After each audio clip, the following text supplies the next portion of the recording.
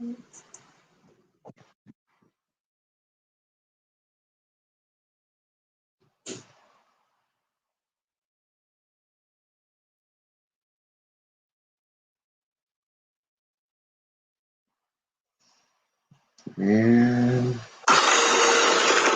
Oh my gosh.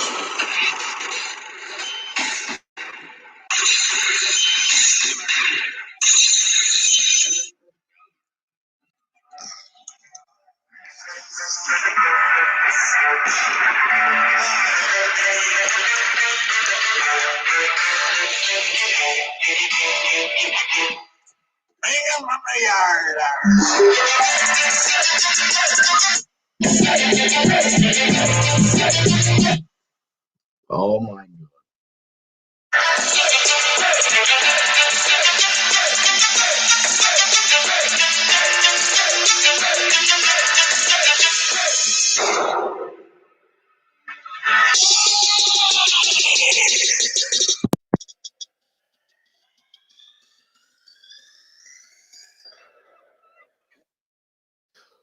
Good evening, ladies and gentlemen. Good afternoon, wherever you are tuning in from in the world. Welcome to the one, the only Rum Boys Fantasy Sports Network. Dealt with some technical difficulties there on the opening. I did not realize that our audio speaker was not charged. That's my fault there. But all's well and ends well is okay. Thank you guys for joining us here on the Rum Report, episode 25 of season 2. We're going to keep this ship here rolling and rocking. As always, it is your host, your boy, Rum Boys Robbie, a.k.a. the Admiral, and joined by the amazing, the wonderful Rum Boys Combat. Jake, what is going on, bro? Nothing much, man. Take a little break from work till tonight and have some time to stream. So I'm down whenever, and I'm about to have a good stream. Hell yeah, we definitely are. As always, we got to kick this thing off the way that we always do before diving in to today's topics. We have some interesting things to talk about. Sports are coming back. The world is opening back up. It's like everyone just up and forgot about coronavirus, to be honest. Big shout out to Texas and Arizona. You guys out there partying and clubbing it up over the weekend. Everyone out there at the Ozarks of, what is it, Missouri, right? Yeah, Ozarks in Missouri. I got that right. I passed geography. Either way, cheers to me. Cheers to you. And all the Rum Boys and girls want to do. Dilly dilly. I had a nice ring on that, too, when I hit the camera that time. Yeah, I was like, damn, that's pristine. That was consistent. I wish you could do that every time. You got to find the right spot there. Yeah, like you have like a bell up there all of a sudden now. So, yeah. I'm going to figure it out. I'll test it afterwards. Let's go ahead and dive in. First off, man, how was your Memorial Day weekend? Well, I worked most of it from home. I mean, so obviously I saw my family for a little bit, but I mean, mostly it's not like we can take the niece and nephew to a playground or go anywhere. And it's not, you can't have a picnic with a bunch of kids gathered around. So am I underneath the impression that you are not out there boozing and smoozing with the rest of the world out at these bars and clubs right now? Well, I can't because Ohio's and PA are like outdoor seating only. So bars aren't even open yet. So our bars open up in 2 days. And ours was the 21st, but they pulled that back. Retail's open. Retail's open though, so that's good. I almost fought a guy in a Marshall's the other Wednesday. He's like the line's back here, bub, and I was like, I'll put my foot up your ass, bub. I was like, I'm just glad retail's open. That's the thing that'll give many people their jobs back. Just allowing people to actually work at whatever store that isn't Walmart will bring a lot of people back to work pretty quick. So that's a positive. Economy. This is definitely economical driven. Speaking of, let's get into some sports. The sports world is opening back up, ladies and gentlemen. New Jersey announcing they're going to be opening back up. Kumo announcing Newark, they're going to be allowing professional sports to open back up. So we got some good news. Here at the top of the hour, audio just surfaced of Michael Jordan stating that he did not want Isaiah Thomas on the Dream Team. Now, this is after in the Last Dance documentary, he had stated that he had said nothing of the sort. It was decisions made by higher powers that be. Does this now sway your outlook on Jordan? Does this make him appear in a bad light now? I'm. I think I always thought he was lying, to be honest, and I don't think he's the only one that didn't want him on the dream team. No one liked the Bad Boy Pistons. Yeah. So I mean, I think he's the one that said it. But I think it was agreed upon. Nobody wanted Isaiah on that team, and I don't think Jordan lying changes anything.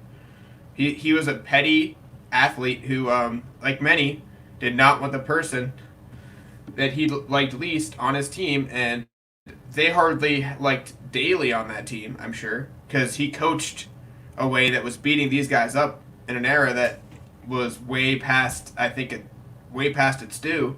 So yeah, I think he said it. I think he didn't like him. I don't think anyone liked Isaiah or anyone on the Pistons, including the coach. I mean, I don't think it affects my opinion on him. I mean, I think people knew forever Jordan made up things people said about him to motivate himself, and a lot of athletes do it. They try to make things up in their head to anger them, and Jordan is no different. And I don't think it changed my opinion on Jordan at all. No. I feel like personally, so this does not sway my opinion of Jordan at all. In the audio, I believe that it was that a piece of the information that was released that don't worry, Charles, or don't worry, Chuck doesn't want him here either, and you know how he is. Yeah, nobody wanted him on that team. Yes, nobody wanted him on the 92 Dream Team.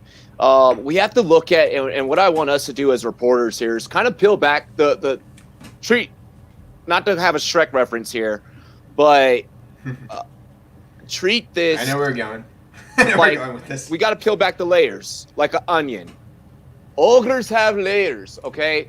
And what I mean by that is, guys, you got to remember, and why this is such a big story and a prevalent story now with this audio coming out, is back then you could conceal a conversation. A conversation. If me and Jake have a conversation, back in the 90s, back in the 80s, that's not coming out because it's just between two guys, Nowadays, with social media and things of that nature, it's things like this are a much bigger deal. When you look at that 92 Dream Team, that was all the All-Stars of the All-Stars back then. I think that this audio comes out now shows just how much that style of basketball was not liked. And a lot of us, we talk about how we missed that era of basketball. But I think that style that was played, especially by that Detroit Pistons team, I think rubbed a lot of 80s. By the 90s, the NBA was considerably more finesse. ISO. They promoted scoring by giving the players a very easy time in ISO ball. You can't double to dribble the ball. You can't play zone. It was to get the offensive numbers up. And I think people, when they see Jordan's rules were tougher, comparatively to today, yes, they were, but not much tougher in terms of physicality. The physical era of basketball was before Jordan won in the late 80s and before that.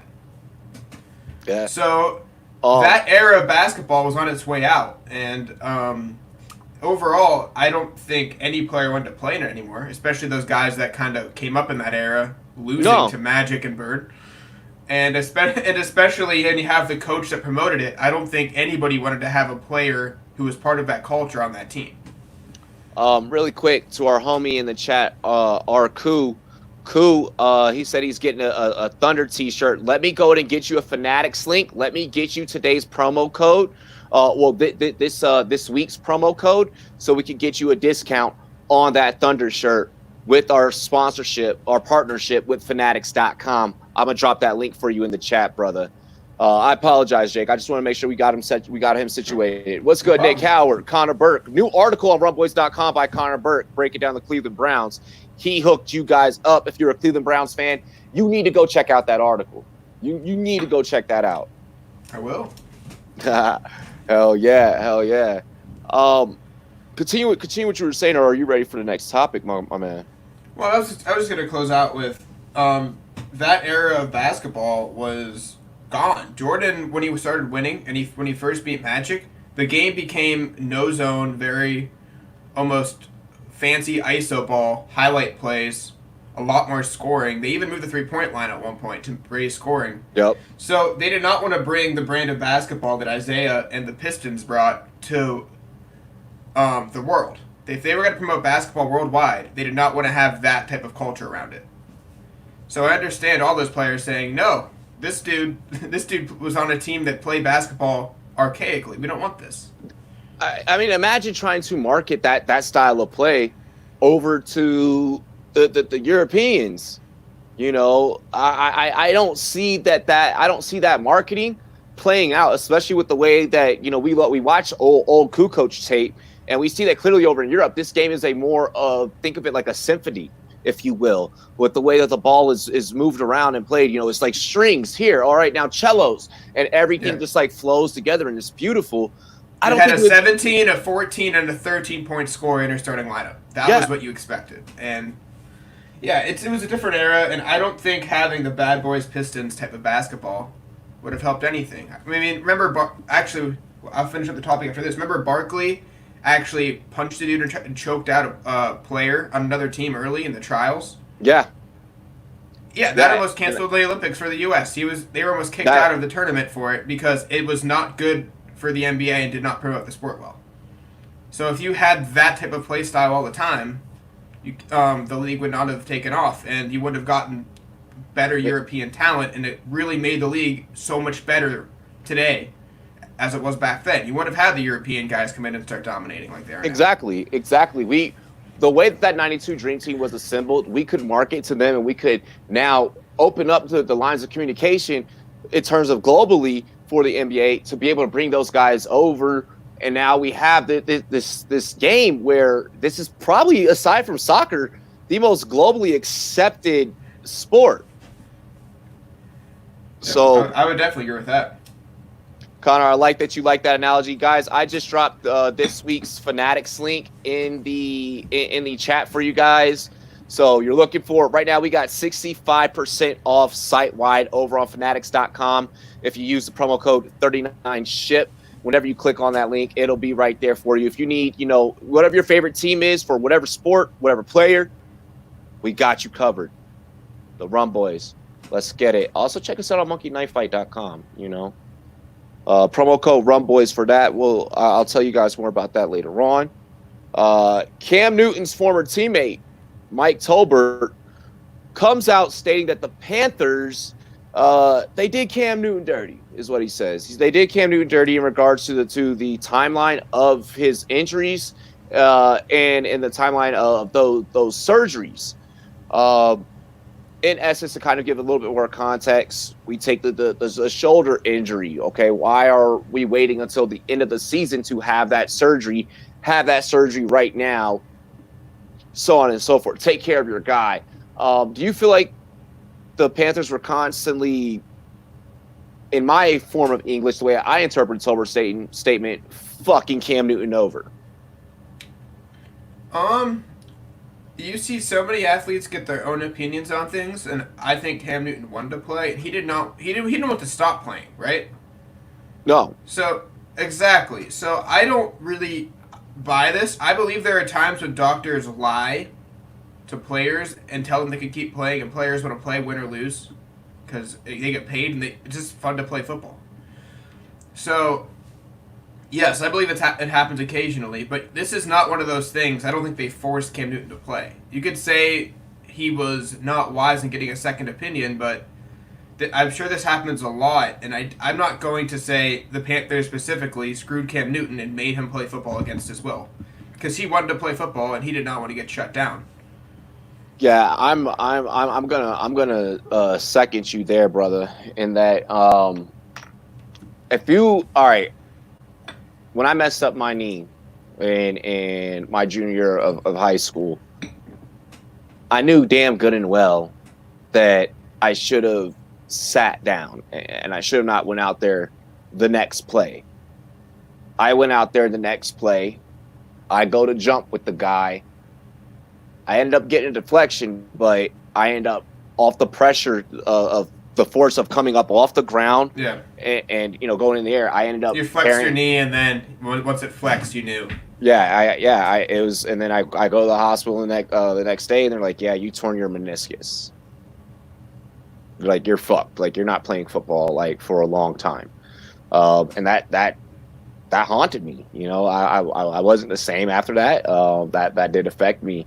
I'm not saying that that's Cam Newton's necessarily his scenario. What I am saying is that, bro, you put that on yourself, and we all know that you put that on yourself because we all praise you for going out there on the field and being a soldier. I know that I was one of those guys that was like, man, look how tough Cam Newton is, man. We hadn't seen toughness like that aside from guys like Big Ben, aside from guys like, when we talk about toughness at quarterbacks, we talk about the Favres, the Bens, the Culpeppers, where they just take hits and they just duck linebackers off of them. Cam Newton did that. Yeah. But that took a toll on him. Yeah, and then even Brett Favre's case, that dude was on pills half his NFL career and drinking a bottle of vodka a day to function. So that dude put permanent damage on his arteries to play football. So, yeah, I put it on the player, and if anything, I put it on football's culture of play through everything. Yeah, I mean, and that is a part of the culture because we're taught that. We're taught that as young Pop Warner players. You better play through it, boy. Get your ass up. Stop crying. You won't cry. You go sit over there with your mama. And that's how it was. That's how I used to talk to the kids. You won't cry. You ain't crying on my damn field, but go sit there on your mama's lap. And if your mama sit there and let you cry in her lap, then you know that y'all could both leave.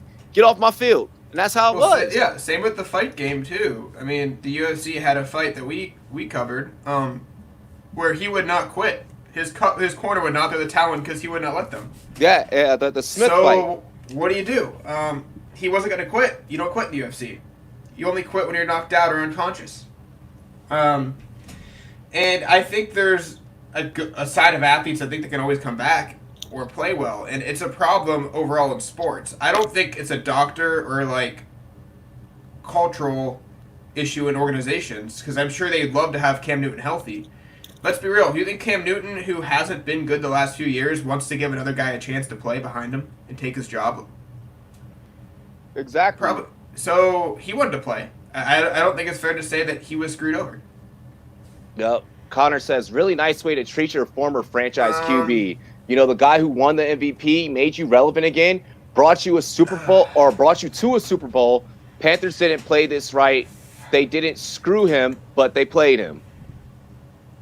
Favre was like dilly and then chuck the Hail Mary. Oh my gosh. Hell yeah. Bills Mafia. I got an episode for you this week, Bills.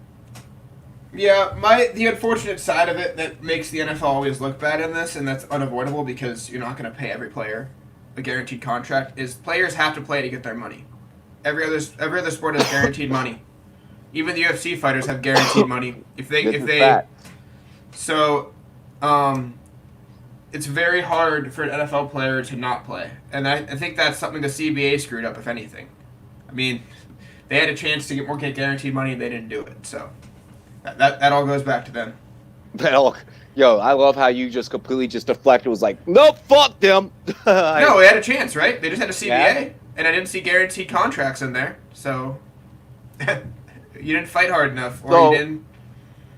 So GMM Bogart, here's the problem with that. So Bogart in the chat over here on YouTube asked, all of you guys that are listening to us on Spotify, Apple, all that good stuff. We will be coming to iHeart, working on that for you guys. I know a couple of you guys are like, why aren't you on iHeartRadio? We'll get that done. But in the YouTube chat, it is asked, so should Riverboat Ron make it right and bring him over to your Redskins? Look, I don't think that's making it right. And you don't want to bring in a guy like that when you're trying to breed up a guy hey, BKB dropping some dono hype over here on Sportscaster. Dilly, brother. Thank you. But I think that you don't bring in a guy like Cam when you're trying to develop Dwayne Haskins and build him up. When you have your former backup from Carolina and Kyle Allen, you've moved all. I mean, now and then you also treat said in here. You drafted Steven Montez from Colorado. Like you're not bringing in Cam Newton. You're not I bringing don't in see Cam Newton. Cam as a backup at any point. I see He's him not a walking backup. away. He's gonna walk away. His ego's too big. And He'll walk away. I'm walking away. He'll walk away. Yo, he cheers has to that. BKB for that Yeah, Donald High School sportscaster. he has that Ralph Lauren deal waiting, or whatever that modeling agency is. Is it? Yeah, I think it's something like that. Yeah, so he'll be fine regardless. You know. So I mean, I'm not. I'm not. Can't dress like an idiot and be a backup. Exactly. Yeah, you can't go out there press conference with act like you had a Vogue photo shoot and shit, and be a backup. Like that's just not going to work. I mean, Cam is a distraction from that standpoint. Oh Am I yeah, I'm Redskins? not. Am I Redskins? We don't need more distractions. We're trying to limit distractions. We're trying to change the culture. We're trying to reshift and retool. So I don't think that we could do that. Yeah, Cam. I don't think that Cam would be the right move. Cam uses his legs a lot more. I don't think that Haskins uses. Haskins isn't. Yeah. I mean, I So know you don't let the skin color fool you. He's not mobile. so Stephen A. Smith. Um, I didn't even know that Stephen A. had ever said that. I just went there. they were talking about Dwayne Haskins on First Take, and they were talking about how he'll translate to the NFL. And Stephen A. Smith said, "When I see Dwayne Haskins, I think he's way too reliant on his legs and athleticism." Oh yeah, and he didn't even watch the tape. Yeah, I remember that. The dude ran the ball like 10 times in the whole season. And most of those were sacks. So, but yeah, and about the moodiness of Cam Newton, I was kind of in agreement. He's just a moody guy, not a good leader. But then I watched the video of Flemlo Raps. Very good YouTube channel, actually. Yeah, I like. For that? I like. Yeah, Yeah. Flimo can always get a free promo. Damn. Ooh. Yeah. Jake, you are a genius. But okay, yeah. But here's my point on that is Cam Newton is a dude that he doesn't talk like a traditional quarterback. Am I wrong to say that? Very Southern, right?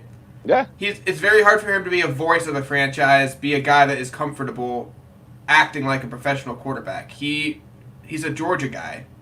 ATL, hip hop. He's a Southerner, right?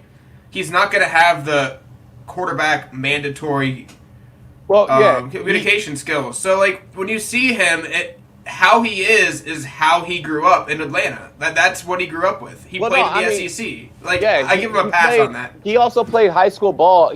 So my high school, North Stafford, we used to face Potomac twice a year. And he played at Potomac. Potomac they don't use running QBs. Like, their high school has never, ever used running QBs. That was kind of more of where I went thing. We usually did that. I remember we had this guy, fucking damn it, Roy Felder, and he would just break out the pocket, all the time. We crushed Potomac. I mean, but that's besides the fucking point. The reason why I bring up Dwayne Haskins' high school career is because Cam Newton? Or Cam, I'm sorry. I was bringing up Dwayne Haskins because we were talking about him. I'm sorry. Yeah. But the reason why I was bringing up Dwayne also Haskins, from Virginia, ironically. Yeah, a Virginia kid, but but the reason why Connor said fuck Potomac, fuck Potomac. Yo, I love it. That brings back memories. But like the reason why I bring that up, is because Dwayne had always been that way. But in terms of Cam, you're not bringing him into the Redskins camp, point blank, period. I mean, just because I don't think our playbook is even going to be revolving around a mobile QB. None of our QBs are mobile. So that tells me that Riverboat is not going to have a whole lot of dinks and ducks, on the scrambles or anything like that. We're not looking at a lot of bootleg play action plays or anything like that. We're looking at under center, 3-step drop throws, like shit like that. Think of it. It's not the West Coast offense, but think of it kind of like the West Coast. Yep. And to add to the Cam Newton just not being the typical positive quarterback, you have to think all the coverage in his career is him stealing a laptop, getting kicked out of school. Always asked about it. So why would he talk to the media? Why would he be out there social and be nice to people that he doesn't know? Then he goes to Auburn and has his dad take money. His dad took money. I don't care what happened. It did happen somewhere. And guess what? He was always Scam Newton. He was made fun of. Yeah.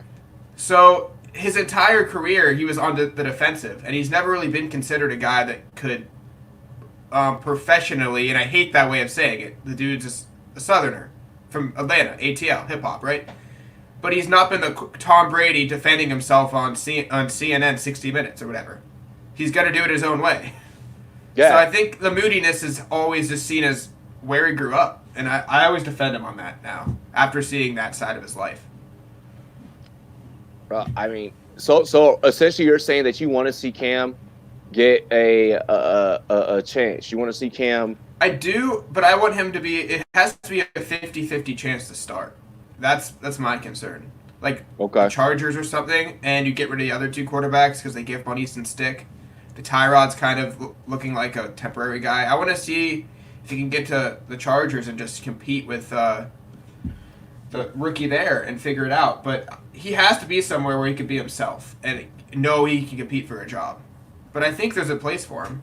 Pats, well, I think that would have been happened by now, Connor Burke. I'm not so sure they would have waited this long.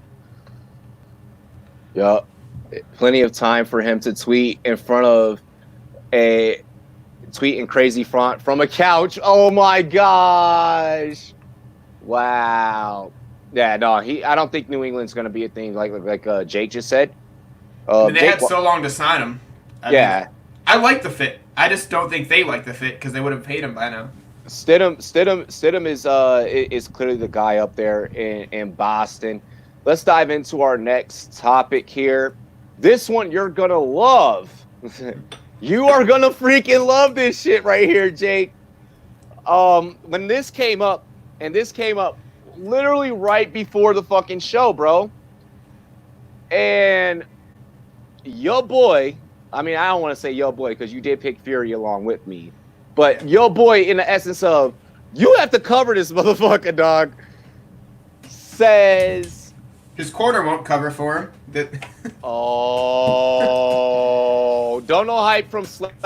Quick before we get into this perfect topic. timing. Thank you. I was just perfect fucking timing, bro.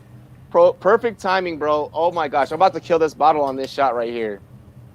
Hey, so guys, I would like to say that out of probably all the writers, Jake gets to cover all the dumb shit because a lot of these fighters, they deal with CTE, right? So what happens is they say dumb shit. Cheers to me, cheers to you, all the Rum boys and girls, what it do.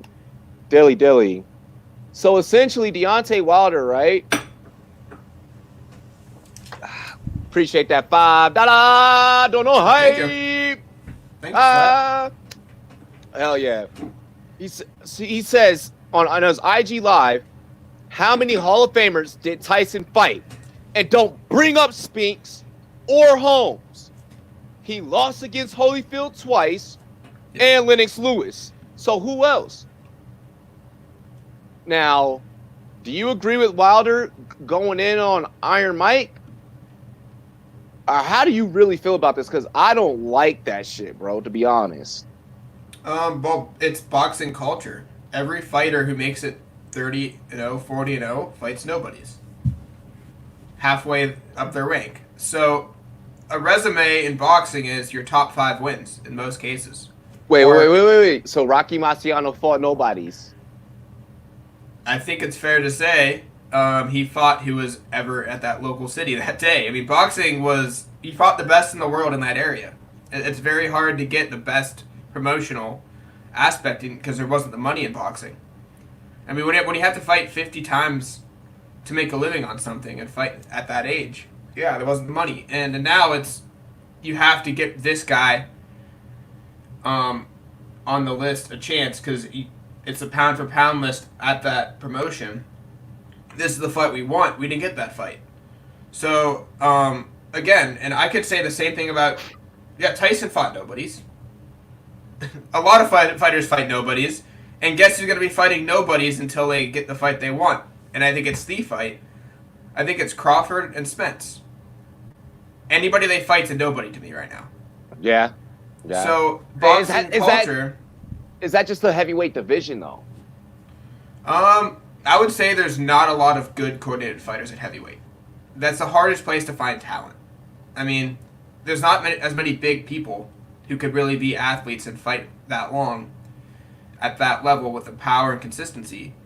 And as you go up at heavyweight, you're going to be fighting people who have no reason to be in the ring with you. And again, it changes, and there's smaller guys who are like at the 145 to 170 divisions, where you really have a fight every time you go out. But So yeah, they're heavy. I mean, UFC, boxing, heavy. It's hard to find athletic, skilled, developed heavyweights. I mean, it's not easy to do. here's my thing. All right. So Wilder, I'm gonna debunk your whole fucking take.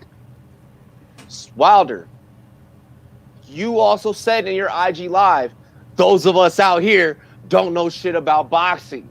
Well, I'm just gonna fucking show you just how much that I know about boxing. I'm gonna take and I'm gonna dissect every single thing that you said on your IG live that I feel was controversial. First off, with the Spinks take, and you mentioned this in your IG live, Wilder. You and I both know goddamn well that Spinks was scared out of his motherfucking mind when he stepped in that ring. Spinks had to come up to heavyweight in order to take that fight. Boxing essentially forced that in order to match up and to take place. All right. So I get you saying what you have to say about Spinks. Larry Holmes, he was out of his fucking prime. All right. Yeah. So I get that. I get that. Way past his prime. When Tyson fought Holyfield and Lennox Lewis, which are the other two examples who he could not, yeah. Guys that he had to face, guess who was out of their prime? Fucking Iron Mike. So you can't sit here, Deontay Wilder, and talk about man that had 46 knockouts when you got your ass knocked out by Tyson Fury. And then you also, the first time around, could not put away Tyson Fury the first time around.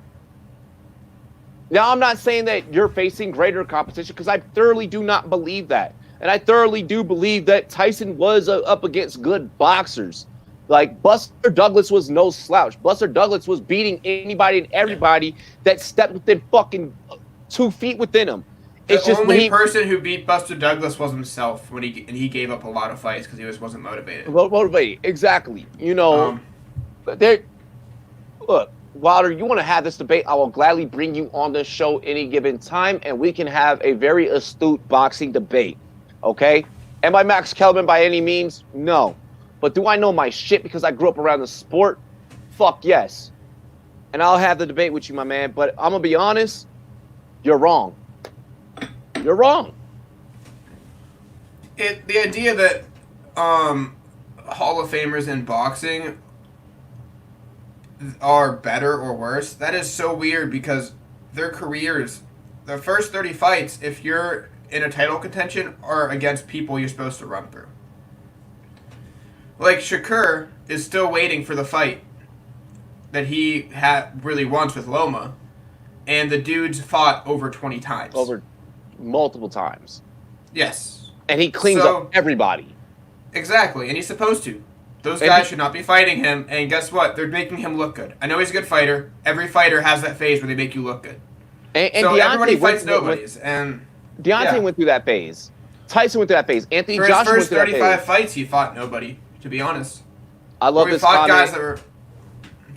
I love this comment right here from Immersive Sports Science. The Fight Us Brits want to see. Shout out to our guys across the pond over there in Immersive Sports Science. I featured on that podcast before. Make sure you check them out. They want to see either Joshua Fury or Wilder versus Joshua. That's going to be hard to do, though. Just because Top Rank has to somehow find a way to talk or pay out enough money to give up that rematch with Wilder. You know what? Because Wilder's promotion is going to demand that we need the PBC money that we're going to lose from that rematch right now because that's in our contract. That's a big payday for us. So can you pay us to get out of this rematch? Can you pay us to hold off the rematch and guarantee there is one with that winner? And it's literally 3 divisions. It's DAZN, Top Rank, and PBC, all fighting for the next payday against Fury. And It looks like it'll be Wilder versus Fury because I don't think Top Rank's going to pay PBC crazy anything. mofo up in here, dilly crazy mofo. And I want to agree with you there, Jake. You know how you just broke down all the different divisions and corporations of which is why boxing's awful, and I hate it because you can't get the fights you want. Exactly. Well, now, yeah. I want to say this to Wilder, and the sport that you fight in, that you box in today, and the sport that Tyson boxed in before, two totally different styles of boxing, because Tyson was taking fights week after week. You, sir, are not regulated to be able to do that. The WBO does not allow that. No. Okay, Tyson legitimately, I'm trying to remember the fighter. He literally knocked out, I can't remember, lanky white dude. It was this lanky white dude. He was a British dude. Yeah, Tyson demolishes him, and then right after that goes to fight the ESPN champ, and then after the ESPN champ, he goes to fight I think for the WBO belt. Like, he had fought back-to-back heavyweight champs, or he had to go and fight the homie Cairo. He had to fight the homie Cairo after he had fought the ESPN champ. And, like, they were in the ring after the fight, and they were like, aren't you going to be fighting Cairo next? And he was like, actually, no. I got to go fight, I think it was Harrington or something like that over at... who was an ESPN need to fight champ. Somebody. You can't go out of your promotion twice in a row for the big fight. You have to come back, defend your belt against the next contender before you can go out and negotiate with another promotion. Yeah. Which is why we miss so many... Yeah, which is why you miss so many fights that you want to see in boxing. And UFC's not innocent either. I mean, I'd love to see Douglas Lima and Kamaru Usman. Yeah, we might as well tie in some of that. A lot of the chat is talking about that. But I mean, I would love to see UFC and Bellator cross-promote champions once, but it won't happen. Danem has too much money, and he knows he's the superior product in the public's eyes, so he's not going to put his talent at risk. Yeah, we got some more UFC talk for you guys later throughout the show. I know someone brought up Connor Usman. I know BKB brought up Connor Usman. Yeah, let's tackle that one right now. That one right now. Connor Usman. Usman, I think, knows that he's a really bad matchup, and repeatedly by a decision against Covington and Usman, just by the style, and I think he wants a big payday to take the loss. He also knows the biggest payday would be McGregor, but McGregor doesn't want to fight him because McGregor's pay-per-view points, just money. And overall, it's just a mess of Conor wants to fight for a belt.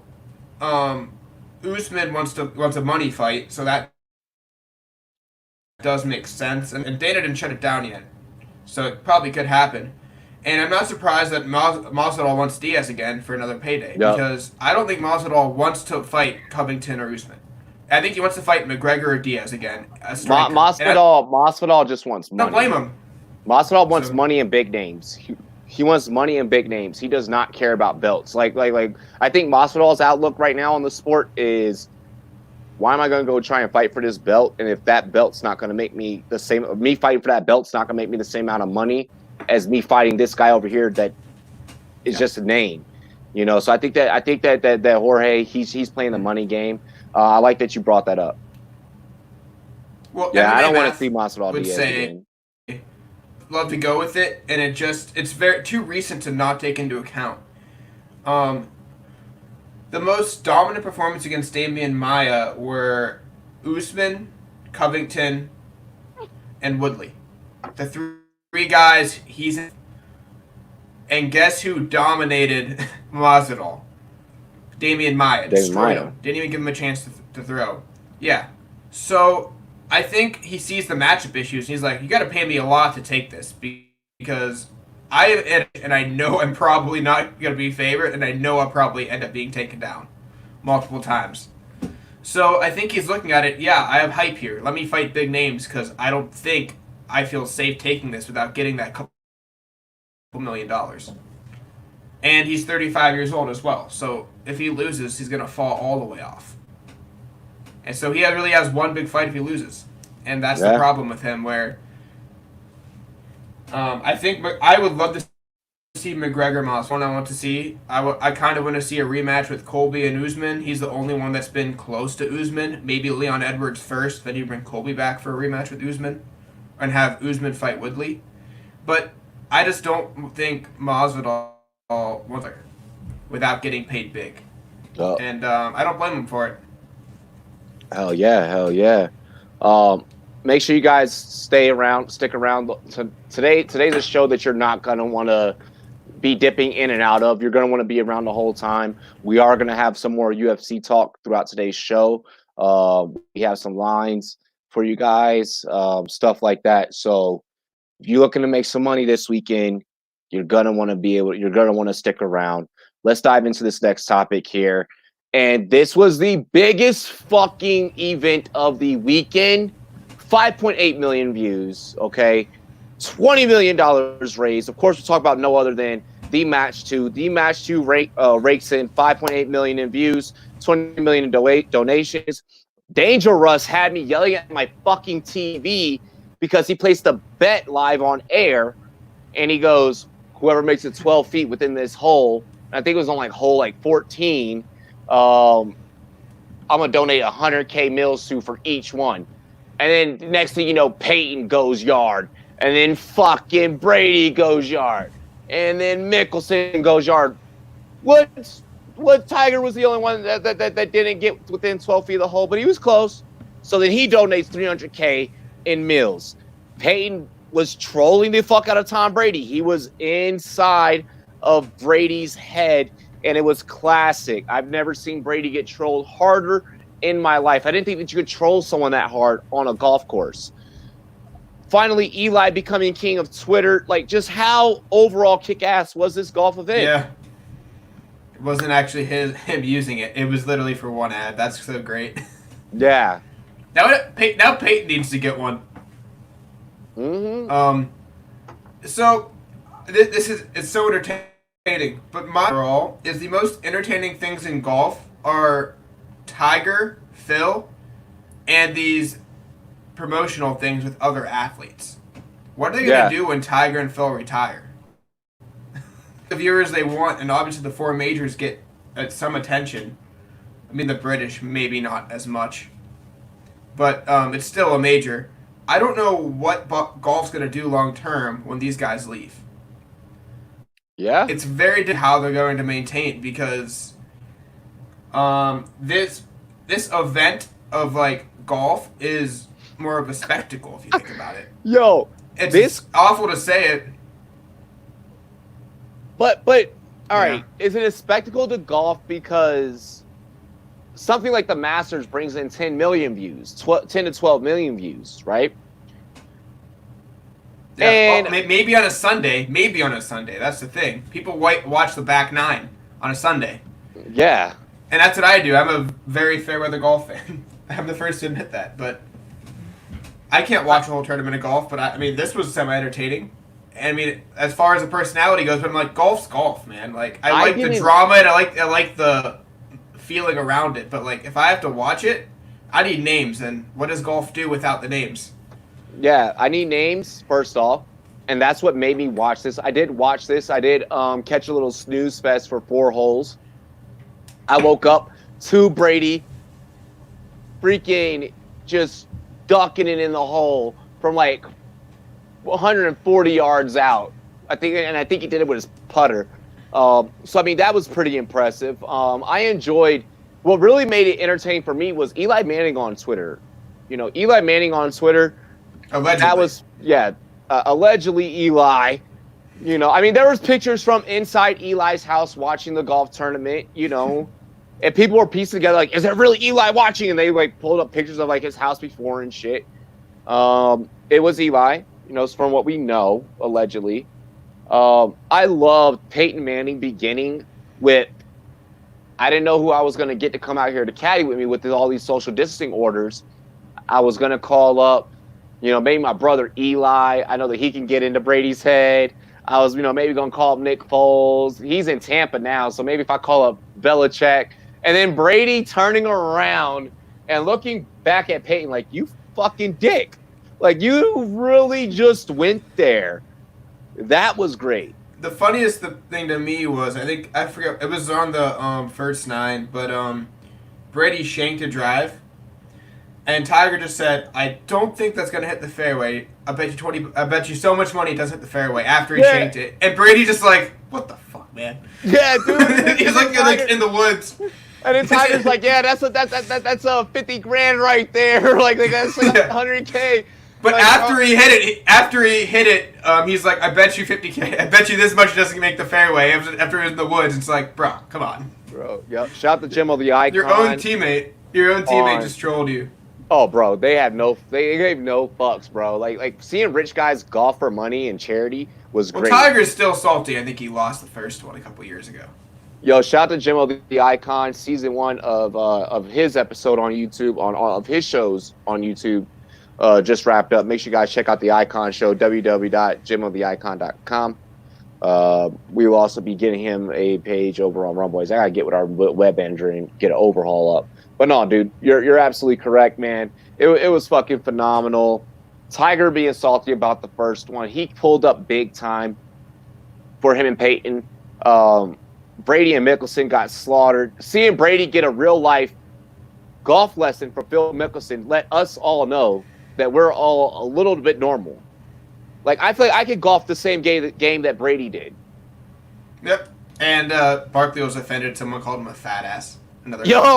Yo, yes. Hey, fucking TJ. You can dish it out and you call yourself fat, but in the end of it all, you can't take it yourself. Yeah, Justin Thompson goes, and that was actually right when I woke up. I woke up to Justin Thompson going, yeah, Charles, I would love to see your fat ass dunk a basketball at this age. And like Charles, like, whoa, that was uncalled for. Like, which it really isn't, because he's making fun of himself more than anyone else could ever make fun of him. So I think that JT was like, I watched you enough on TNT. Charles is that American personality. He's in all of our homes on NBA pregame to where I think we all would do what JT did in that situation. Like, I'm holding the mic, I'm commentating this motherfucker in the rain. There's Charles Barkley sitting there. Hey, Jordan stopped you from winning a ring. Like, I would have said some stupid shit. Like, I would have done it too. Let's get into the next one, man. I can't believe we actually just brought up golf on this show. That's the very first time in Rum Boys history. Rum Boys Fantasy Network history just made, ladies and gentlemen. Golf just made it onto the show. The future of golf is looking really great if you have old names that people used to see as dominant. The future of golf is looking great if you can make it on this show. We've avoided covering golf on this show. Unless Tiger wins the Masters, and then it's a big deal. Right. Oh, that is a huge deal. Speaking of golf, golf is getting back up and running. If you guys are interested in winning some money, you want to win that cold hard cash, we do have golf props over on monkeyknifefight.com. We have UFC popping off this weekend, so we have some UFC props happening over on monkeyknifefight.com, also with some esports props tossed in there as well. Promo code RUMBOYS as you see it above us in all caps. Holy shit. In all caps. Make sure you guys head over to monkeyknifefight.com. We're going to match you with your very first deposit all the way up to $50. Might as well drop that whole 50. You get $100 in games worth of play. Let's dive into that next topic. Jake, what do you say? Let's go, man. Dude, I don't even be trying to rhyme, man. Maybe I should be the fantasy football rapper in this motherfucker. I'm kidding. Okay, so Robbie and the Manning brothers on a new fantasy football fantasy. 2021. Wait, what was that? Wait, me and what? The Manning brothers? What? Yeah, remember that song they had where they rapped over fantasy football? Oh my gosh. Yes. Fantasy. Add Robbie. Fantasy football. Oh gosh. Never should have happened. That never should have happened, but let's dive into this next topic. Does the NBA March Madness style tournament eliminate the argument that the Eastern Conference is the lesser competition? I mean, if they have a 16 seed style tournament, which we're going to react to here, I'm going to get that pulled up for the fans. How are you feeling about this, brother? I don't like the NCAA style of tournament when it comes to determining a professional championship. I think it will definitely help even the odds. But I was never one to say the East was that much worse than the West. It was worse in depth, but I mean they won their titles. Besides the Golden State run and the Lakers, um, late 09, 10. So I think this is a bad idea for the NBA to resort to, and I would rather them play at least a 3-game series the first round than go 5 and then go 7 for like the last couple. But I guess if you have to do it, and it would help the East advance and really get two Eastern Conference teams in there. But I want to see East versus West. I'm not ready to give that up yet. I don't know if I'm necessarily ready to give up an East versus West like you just mentioned. I mean, the East wins the title rather often. It's not like they get dominated in the finals every year. Besides Kevin Durant's Warriors having that run. I mean, so here's what we would be looking at. I'm trying to see if I could get us an actual graphic of this. I just now have essentially what the seating is going to be. This is only potential seating, and this does come from DraftKingsNation.com. Cool. Only because I'm a good fucking journalist am I plugging my source, okay? Otherwise, fuck your website, rumboys.com over anything. Jerk-offs. I'm sure there's like a million tiebreakers we don't know that would change a few spots, but... Facts. By the way, I'm pretty sure I broke a couple of FCC fines by letting DraftKings know there's some jerk-offs. But we be looking at Bucks versus Magic as a 1 versus 16, Heat versus Thunder, Lakers versus Nets, Jazz versus Rockets, Raptors versus Grizzlies, Nuggets versus Pacers, Clippers versus Mavericks, and Celtics versus 76ers. And I'm going to get that pulled up so that you guys can look at it. Unfortunately, it's not a cool, fancy graphic. I probably should have had Rumboy's graphics be like, yo, hook me up some dope shit. So, yeah, I mean, that's pretty much East versus West, minus a few. The Thunder one specifically. The one that excites me there would be the Embiid versus the Tatum matchup and the Sixers versus Celtics. But again, I definitely like the 1-8 in both, and you figure it out. I'm not really a fan of this in pro sports. It's not really matching divisions, and if you're doing this going forward, how do you just get rid of divisions of basketball? Yeah, I guess just get rid of divisions, bro. And yeah, then you have tiebreakers lost, and you have to make them up again. I don't really think it's a good idea. Yeah, But it would help the East. But I don't think this is the best way to help the East. So it's a method that does work, but there's better ways. So let me look at the positive of this. All right, and there's realistically only one positive that off the top of my dome right now on air that I can present to you guys, and it possibly you guys be like, oh, okay, like I see that. And that is, this just truly shows whatever team was more put together and more dominant will survive, no matter if it's East, West, whatever. Now, to caveat that, and to kind of, I guess you could say, second that there are teams that are going to have players coming back because of this whole pandemic. Like, is there going to be a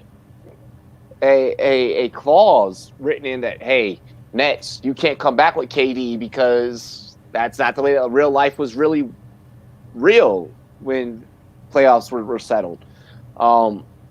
I mean, that and that remains to be answered. That remains to still that we still puzzle over that.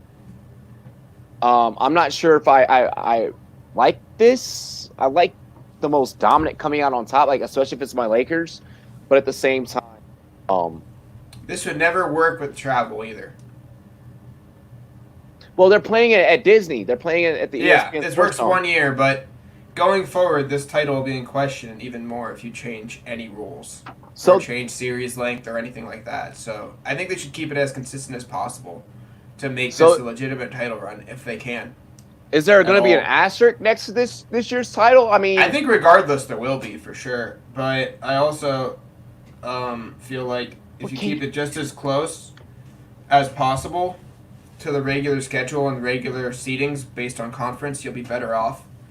Give it to people later, because I think eventually you'll forget about it. People forget the NBA had a lockout season where they missed 30 games. Yeah. But I think short term people will always consider it kind of not asterisk based title, but in the end, they'll forget about it unless you change the rules and go 1-16, get rid of conferences. This is not a time to experiment with a new way of doing things, because you want to have a legitimate title for the West, East, and then the NBA Finals. Exactly. People will forget there's no fans and they miss some games, but people won't forget if you change the rules for 1 year. Wow. This just in, Jalen Ramsey says he will report to camp without an extension, set to earn $13.7 million in his last year of his deal. So should have taken the money when they offered him on the sign and trade, because his value was shot down after he was traded. It's his stupid ass. Here, just give me 1 second here. Let me save part one of this. Let me take care of us over here on your favorite podcasting platforms. If there's anywhere that you guys like to listen to podcasts and like you want us to be there, like let me know. We'll figure out the logistics of how to get over there. Like I said, we're going to work on the getting over on iHeartRadio here within the coming month or so. Let's go ahead and continue, brother. So I mean, really quick. I mean, like we mentioned, that would have been the that's the proposed NBA bracket. Yeah. I'm still going to take my Lakers. Like I think it's going to end up. I think they set it up to make it Lakers Clippers in a finals, a battle of LA. Just given the way that they set up the Clippers to go up against the Mavericks, then they would have to go up against either the Celtics or the 76ers. They would easily beat either one of those teams. They set the Lakers up to face the Nets, and then they would have to face the Jazz or the Rockets. The Rockets could beat the Lakers, but I mean, if it's a one and done NCAA style, I think the Lakers are going to put it all on line and beat them out. So I mean, I think they set this up to where this could work out to where either an underdog is going to win it or what the NBA really wants is that type of scenario. I don't see the NBA missing out on many games if they can, because they do have to get their airtime to please some sponsors. Yeah. So maybe they go 5 the first round, but that's the biggest change I see. It's definitely going to be interesting. Let's actually, we're gonna do. Yeah, let's go NFL FPI rankings right now. So the NFL FPI rankings did come out today. So the Football Power Index. Essentially, and there's a lot of things here. Mainly, just a couple of big things actually that I disagree with. Mainly the Cowboys and where they're ranked, because they fucking suck. But I'm gonna let you kind of start us off here, man. How did you feel about the FPI when it came out? They go Chiefs, Ravens, Saints, 49ers, and Cowboys with the highest chances to win the Super Bowl. So my confusion with this is this based on the players' peak performances in the reasonable time frame? If they put it together, this is how good a team will be.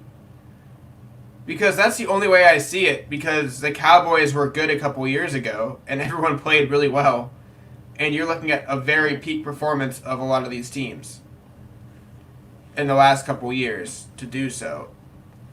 Because they have the talent, and that's definitely not going to be something they're concerned about. But I think there's some, almost algorithmic approach where it's just if players all play well and stay healthy and play together, this is how good they could be. So, which you can't guarantee, because that's most teams break down due to chemistry and coaching problems.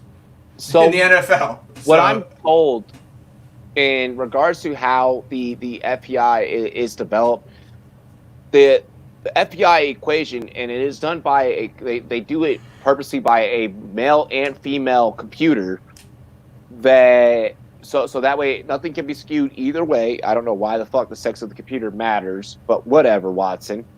And I guess They probably change names of the players so there's no search issues and just have their results on the field. Yeah, So and apparently they're supposed to account for every player all the way down to like yeah. attitude factors.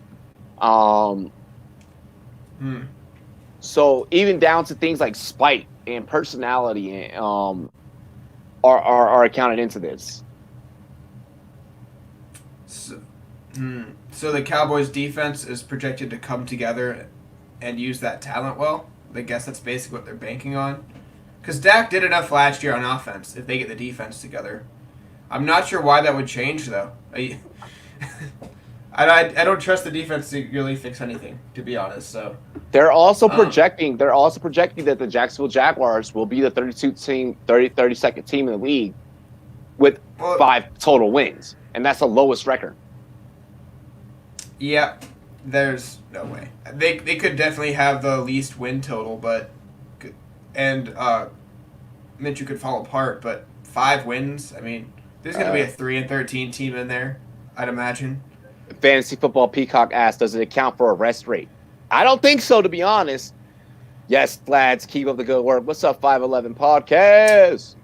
Yep, the Chiefs lose 4 wins because Williams got arrested. I guess. Yeah. No, yeah, I don't understand this. I think that it's a good way to evaluate football if you're a gambler and you want to take that chance, but I don't think you can predict chemistry on a team. So I'm skeptical of it. I just feel like the teams that were good last year and have talent will be good again. And there'll be one team that maybe falls off and another team that comes in. And it could be Dallas, but yeah, I like insider reporting more than anything else, just to hear how the team's going to figure things out. Once they really get in the locker room. I don't know for the public that listens to us, and especially when sports are going on, and we got guys, hopping in the chat and they're like, hey, what do you think about this over under? Hey, what do you think about this prop bet? Hey, what do you think about this for fantasy? Like, when we're talking money being on the table, I am not utilizing the football power index as and as a tool to judge where I'm gonna wager my money. Coaching. How do you take coaching into account? That's what I'm saying. I mean, we got teams with new coaches. There's just so much that can sway. And I just really feel like that these computers, they don't. It's cool for these computers to produce these results. And it also gives us something to talk about, and it also can show that sometimes man is just better than technology. I mean, you're projecting the Jets at 7 wins. I don't know about that. I could see 6-7 wins, but again, I don't understand how the algorithmic approach. I want to see the breakdown of it. So you're Madden ranking players, and then you're throwing together production on another team, another system, and putting all the numbers. This guy did this in a 4-3. This is a 3-4 body of work. Is this guy better in the box? Will he play in the box here? What percentage of time did last year's player at his position play in the box if he's on a new team? I feel like there's a lot of things there that just go beyond this is how it works because this is what he did last year at the spot. Because you can't determine an individual's personality with a new guy lined up next to you on the field. Exactly. Turn up the Jets. No, it was not a jab at your Jets at all, man. I mean, you'd probably take 7 wins, 6 wins as a Jets fan. I mean, possibly. The fact that this thing projected nobody. Actually, no, you might want to lose and get rid of Adam Gase if he's still there. You might want to tank and get rid of the coach. That should be your plan. But the fact this thing projected the Cowboys number 5, that's completely fucking astonishing and appalling.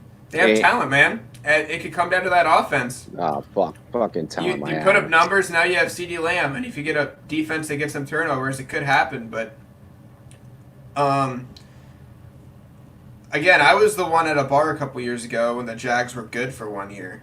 Or they blew somebody out the first week they shouldn't have, And I was laughing. Someone was like, they could win the division. I was like, I'll bet you $500 they don't win the division.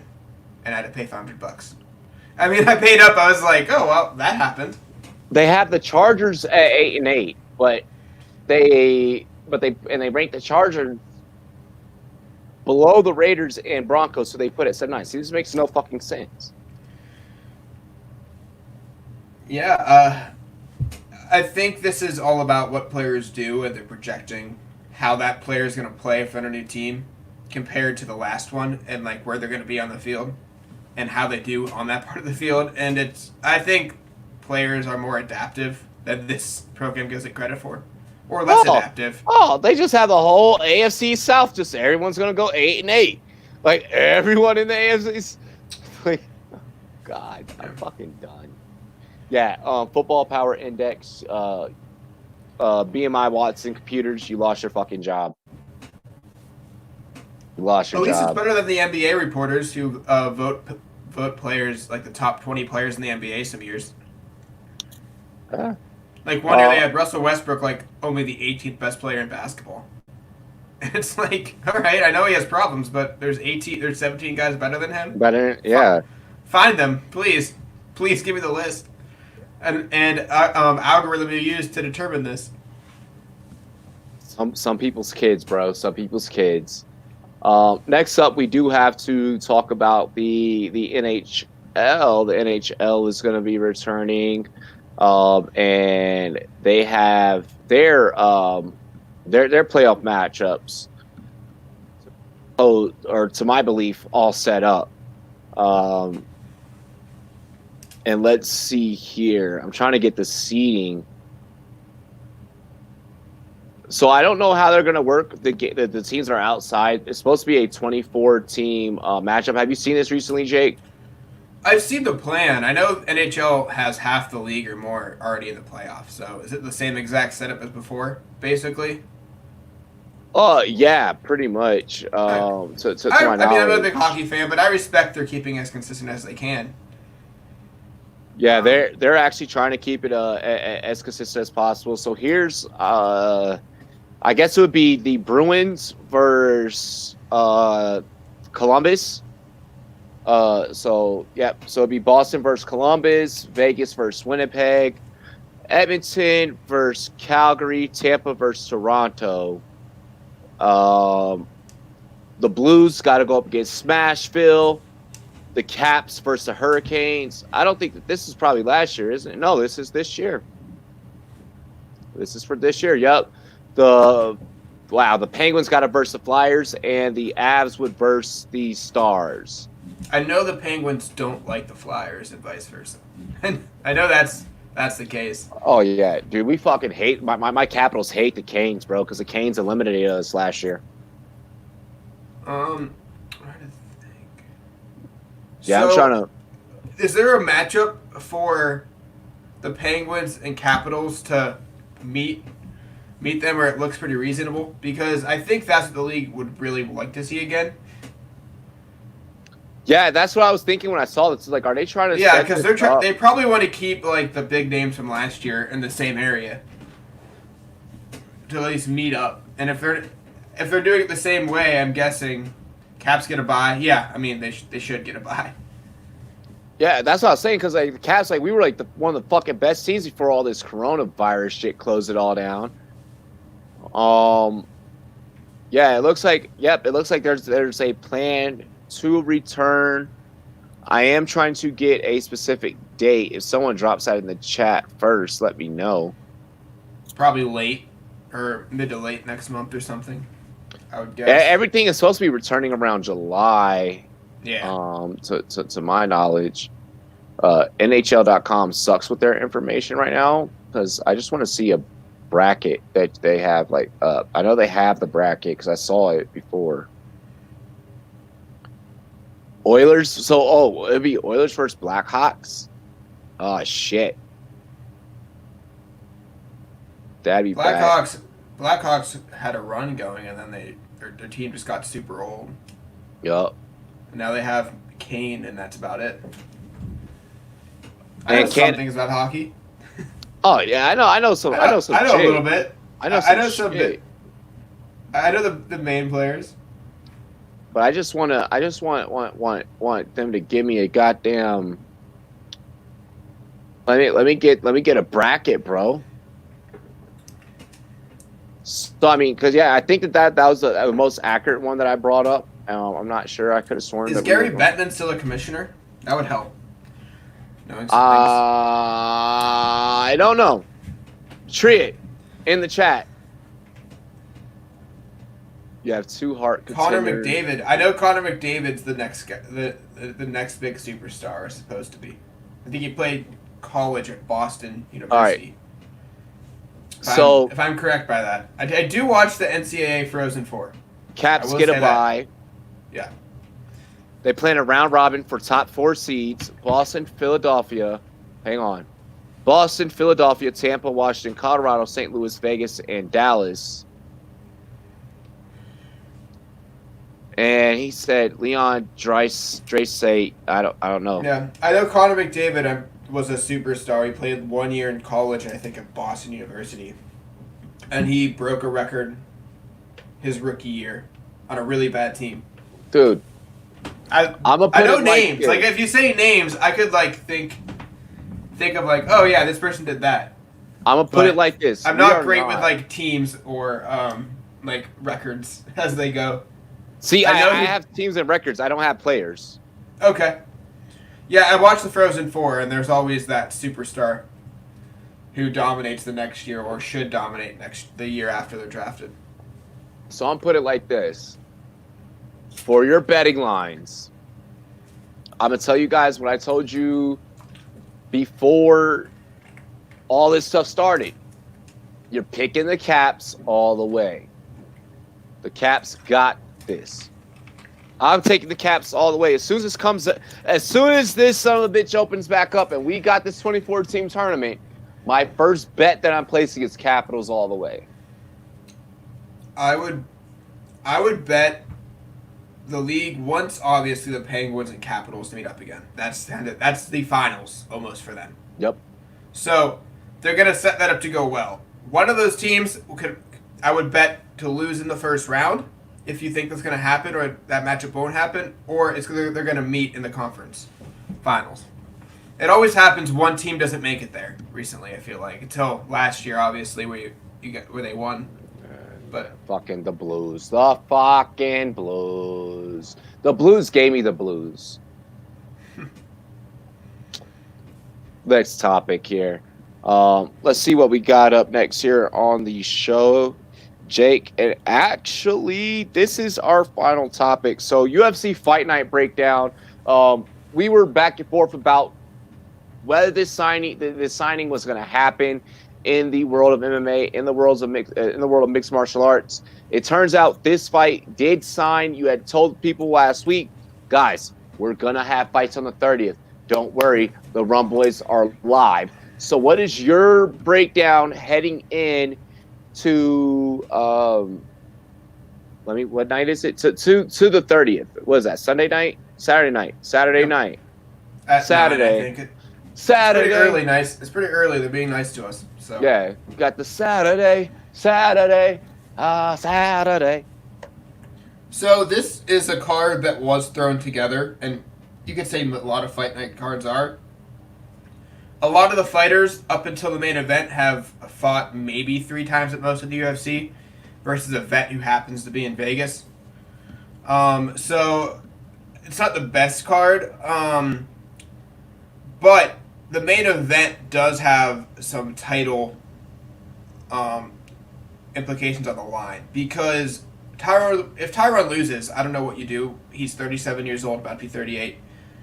It's very tough for him to ever make the UFC respect him again after what he's done.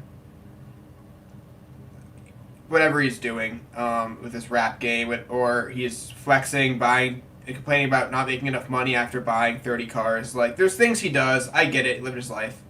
I think it's hard to defend him based on how he treats the UFC, not paying him enough when he lives that lifestyle above his means. And he loses the title and still wants to get paid like a champion. So I see the UFC getting rid of him as quick as they can. If he loses again, he might have another fight on his contract. Gilbert Burns is older but he's in his 30s already, but he is newer to MMA. He is a world-class jiu-jitsu specialist. He is probably a top grappler in the world for his weight class. And like Woodley, he has moments where he's not technical in striking, nor is Woodley, but he can sleep people.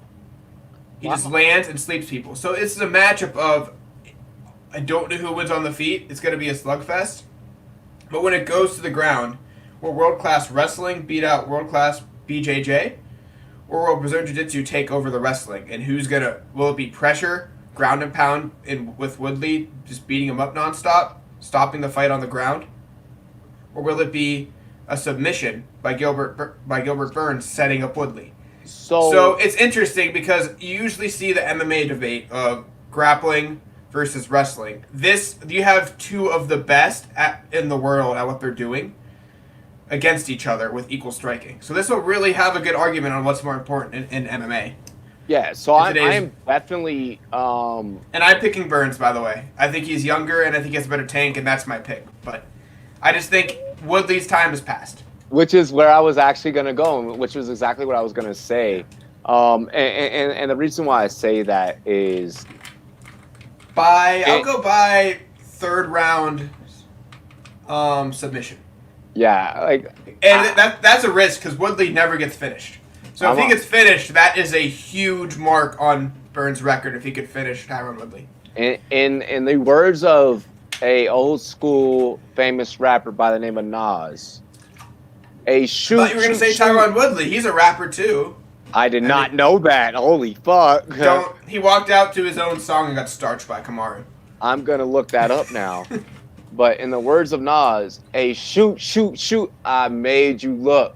You a slave to a page in my rhyme book. Getting big money, playboy, your time is up. Woodley, your time is up. 37 years old. I probably would have walked away a year or two ago if I were you. So, because of that, and because of your... He could have walked out on top. That would have been great. He could have. But because of your stubbornness and you wanting to fucking think that you can still go out here with these young cats and still do this shit, you're gonna get worked. See, I think the issue with Woodley is he really... I can't say crafted because a lot of guys have done it before, but he's at that weight class. He kind of crafted what GSP did with more wrestling, a little more wrestling instead of the just toughness on the feet and the jab. He made that a wrestling style. So yeah, and you have two guys who, in my opinion, do it better than him and are younger, in Usman and Covington. Fack. But he could have left and said, I'm done, and I set up the next people who do my style, and if they ever won a fight, whatever, and had that great fight, which they did, and if they get the rematch, he could just go on Twitter, giving up the belt, and say, these guys fighting like this, I made that style. And he could be right. So instead he's trying to get back to winning a title. And I think he wants to retire on top, or try to, but it's tough to fight at 170 at 38 years old. BKB dropping more, don't know how. He dropped a $2 over on Sportscaster. Yeah, I mean, he is fighting a similar style to guys 7 years younger than him. Leon Edwards too, very similar. So I think he built a style and could have left and let these guys take over and said that was my style. I would have beat them instead of getting potentially beat by them. So. No. Absolutely, man. I agree with you. Hold on, give me 1 second. But I do feel bad. His title run was rough. He was the guy after GSP. That's what people know him as, right? I mean, there were champions and stuff, but he was the first guy to defend it for 34 to 38. I think he defended it, and he didn't have great performances. Well, he did. He won, but he fought guys that were necessary to fight that way, like Thompson, and Maya. So guys that you could not put on a great fight against were guys he was fighting, and he did win. But his title run will be forgotten because I think he was just post GSP, and I think that whole division's waiting for a new GSP. So, and that's not going to happen probably ever again. That's never happening Yeah. anytime soon. It's Within that it's like the next middleweight champ. They did really well finding Izzy to replace Silva. Yeah. It was perfect. So there's ways around this that we have to think. Can we get a guy to make the division interesting again? Because whenever people say, oh, this is a great fighter, we like him. How would he do against GSP? Well, probably win because GSP is 38 years old too. But he was in the shadow of GSP for so long. I just feel like Woodley's 4-year run as champ might not end well. He might go out losing 2 in a row. He might go out Rashad Evans style at this rate. I hope not. I hope he retires on what he has left financially, but I think he spent all his money. Oh, GSP. No, Woodley. Oh, He was hanging out with the TMZ guys. He had like 15 sports cars and mansions and stuff. He was living way above his means when he was champion, and he's paying it all off now. So Yeah, no, definitely. I agree with that. Woodley definitely blew through his life savings 2 times over. Because he got a big head. He got a big head. I think that's probably why he's taking these fights now. yeah, I wish he walked out on top. I really do, and I wish he but I think he might fight super long like Rashad Evans did. It'll end badly for him, but regardless, man, it's great to be a UFC champion. It would not be fun to be the first guy to hold that title for multiple years after GSP. It's one of those things you just can't overdo. It's just gonna be he's the guy after GSP. we do have some time remaining in the show. Is there any other fights on this card that we really need to be aware of? So, if you're looking at the contender guys, which is the first 7 fights, and Shevchenko's sister, who's in her second UFC fight against Caitlin Kachagan, I would say take whatever side you like in that fight by finish, because either these contender guys are fighting guys that are going to be winnable fights and they can sleep them, finish the fight, or they get absolutely demolished early, take a shot, and they get finished in the second round after they're totally tanked.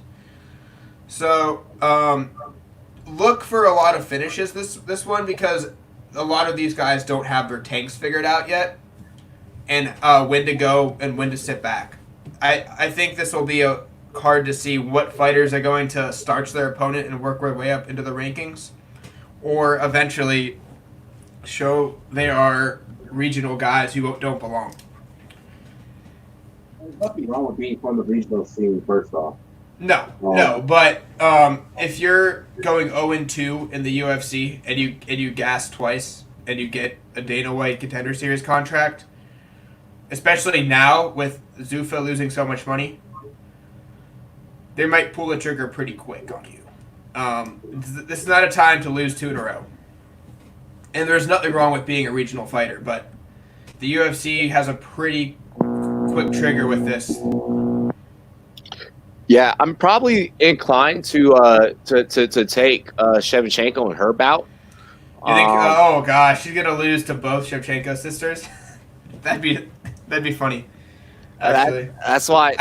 No, she's like, no, she's from a PA, like 40 minutes from here. So, no, I kind of don't dislike Caitlin, but yeah, she is a fighter that probably was rushed to that title shot, and I think she's gonna fall pretty quick if she loses, because she's losing to a woman that only has 1 UFC fight, so that's gonna be tough on her. I mean, I'm excited. I'm excited to see it. I think that they set this one up to where Shevchenko can go in there and think they just end this really quick. You know? Maybe. Well, I can't say she doesn't get finished often, but she got finished by Shevchenko bad. So, but usually she stays in the fight and it's a decision. But again, there's no shame in getting knocked out by Valentina Shevchenko. No, not at all. The woman's stopped. She was stopped. The fight got stopped, but it was going in a bad direction. That woman's a freaking warrior. Antonio Shevchenko she's going to be leading off the prelim card, heading into the main event. I think that's a fight that everyone should be tuned into. We're gonna have you guys covered. Come Saturday evening with all of these guys. And yes, depressed Steelers fan. I think Robbie and I talked about that. There is not a fighter in the UFC that we think can beat Amanda. And they haven't found her yet. It's not Spencer. I don't think this generation will find one. A woman that could beat Nunez, I don't think will be signed in the UFC the next 4 years. And I think she'll retire by then. I think Nunez will already be done. Well, her wife's pregnant. They're raising a family, so I don't think she wants to fight much longer. So, absolutely, yo, today's show was fucking on fire, bro. Definitely, fucking on fire. I loved every minute of filming today's episode. We did damn good. Tell people where they can find you, bro. Talk to the folks. Rum Boys Combat on Twitter. RumBoysFantasyNetwork.com and Sportscaster. Hell yeah. And I have an article about the Amanda Nunez fight and who could stop her, if there's any skill set that could potentially stop her now, and if she's on her B game. But basically what it's going to take this generation to stop her besides an injury. And it's not going to be too much. But I think there's a couple fighters that could do something. Hell yeah! I look forward to that. It might have been in our past conversation about a fighter's sister on the card, but again, yeah, I think it kind of gave away the name, but yeah, it definitely did. But there's a way she could do it that she hasn't done yet. Yeah, you leaked that motherfucker for sure. Spoiler alert, right there. Yeah. Make sure you guys get up with Jake over there on rumboys.com. He's holding down the Rum Boys Combat division, so he'll be having some more articles for you guys. Really read those articles, especially when you're looking at insight. Placing a UFC or a boxing prop or a bet.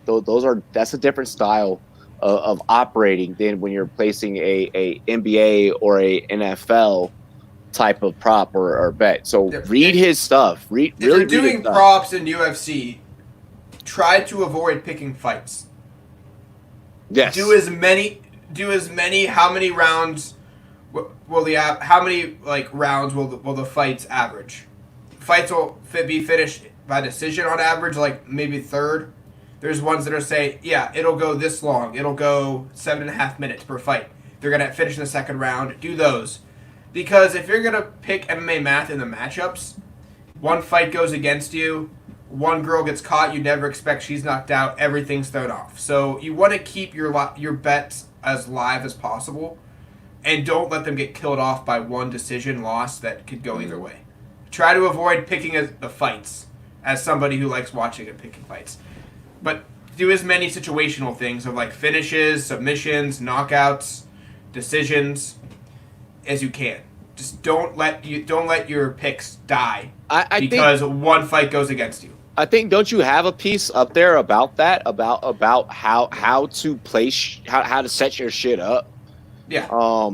Basically, I have it about the XFL and NFL, but always do live bets. Don't have one game ruin your bets. Try to do as many situational things as you can. Guys, because I'm telling you, that's betting in real life too. That's everything you're doing in sports. Don't put it all on a game. Even if you're winning, just find situational bets that you can keep going throughout the day and see if you can cover. Because if you're losing a bet and you see, okay, my matchup's not going my way, you can cover your bet. Don't have one where it's like, I have Amanda Nunez, I have this person winning on this card, and you're 3 fights in and you're over. You're done. Because that girl you thought was going to win by decision lost in the first round by knockout. Yup. So, just avoid going all in on 3 fights, because it can turn out pretty bad for you if you do 2 of those and you have the one girl or guy you think's that's going to win, and if they lose, you're out on 2. Yeah. Hey, And I I like always do that too. way. When in prop bets or like if I do teasers, I always have one fight I think I really like. And I've had times where I was right in the 4 fights I picked outside of that, but the one I picked on both teasers lost. And I'm like, what the Well, fuck? Really? Like, if I they- would have just switched this up, I would have been even. But yeah, again, don't do that either. Try to have 3 different fights on each because you do not want to have that one fight screw you over on all your teaser bets. Absolutely. Hey, that's why you guys need to get up with this man on rumboys.com. All of our guys have great insights for you on any and everything that you're out there playing. Whether you're picking fight straight up or you're picking a game straight up, whether it's props, whether it's daily fantasy sports, whether it's redraft dynasty sports. You let us know what you need help with, and we will take a scalpel to it. We'll tell you do this, and we're going to help you. And at the end of the day, we're all going to be happy because more likely those are the same odds that we're playing. Well, likely because it's our information that we're putting the fuck out there. But other than that, with that said, catch me on all social medias at Rumboy, spelled as ZNET. That is Twitter, Instagram, Facebook, TikTok, Snapchat, you name it. I'm all over the goddamn place. Also, hit me up on rumboys.com. Comment on our articles on rumboys.com. Connor Burke just dropped a fire piece for you guys. This week is going to be a loaded week on rumboys.com. I know that we already got 2 in the hole for you guys right now. So be on the lookout for some more articles coming out this week. The writing staff is getting to it. Miles is running the fuck up. He's running the crew over there real well. So big shots. So big shots of Fantasy Football Peacock Miles. The final season of the Icon Show is going to be live tonight. So make sure you guys head over to Jim of the Icon over on his YouTube channel. He's going to be wrapping up season 1 of his channel. Shout out to GMM Network. He's got a bunch of content popping off for you guys. He's been featuring a lot of the Rum Boys and stuff. Check out all of his stuff if you haven't subscribed to him already. And me and Justin are working on some mock drafts for you guys, getting you all set up for the fantasy football season over there at Clock Management Fantasy Football. So give the crew some love. Say what's up. Treat's about to start dropping some hockey stuff as well. I got to get Treat suited and booted over on rumboys.com. But yo, we are out here. We are fully running. We are fully functioning. Sports are going to be back live and well. The sports that we've all been waiting for and love. And that's how the fuck it's going down. Jake, any final words? Oh, man. Hey, yo, cheers to me. You gotta Cheers go back to work. We're gonna have a lot of fun. All the Rum Boys and girls, what it do? Dilly dilly. I love and appreciate each and every one of you. Thank you for tuning in. We out.